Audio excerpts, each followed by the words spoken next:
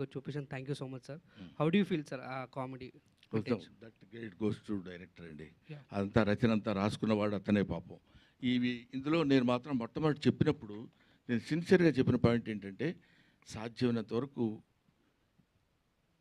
అలాంటి వైపు వెళ్ళి ఫైట్ చేయటం కంటే మ్యాక్సిమం మా జంజాల గారిను, లేకపోతే అప్పుడున్న మా శ్రీ కృష్ణారెడ్డి గారిను, లేకపోతే ఒక యువి సత్యనారాయణ గారిను, వీళ్ళందరూ నిన్న మొన్నటి మన ఎవరు వైట్ల సిన్ను గారి దగ్గర వరకు మేము చేసిన క్యారెక్టర్స్ అన్ని చూశారు కదండి.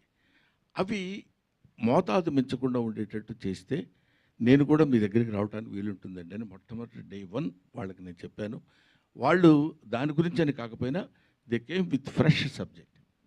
తర్వాత ఇందులో చెప్పాలనుకున్న చిన్న పాయింట్ ఉంది కదా, మీ అందరికీ తెలుసు, తాళ్ళూరు రామేశ్వరి గారితో ఆ చిన్న ఓల్డ్ ఏజ్ అనుబంధం ఎలా ఉండాలనే దగ్గర చాలా జాగ్రత్తలు తీసుకొని చేశారు. ఇంకా కొన్ని అఫ్కోర్స్ టు ఎర్రీస్ హ్యూమన్, ఎక్కడో ఒక్కో చోట పొరపాటు జరుగుతుంటుంది, ఒక్కో చోట అద్భుతంగా చేశాడు అనిపిస్తుంది. But as far as my little knowledge goes in film industry, అతను ఈ సబ్జెక్ట్ డీల్ చేసే విధానం మాత్రం నాకు ఎక్కడో పాపం ఇంత చిన్న కుర్రాడైనా చాలా బాగా కష్టపడ్డాడు అనే ఫీలింగ్ కలిగింది.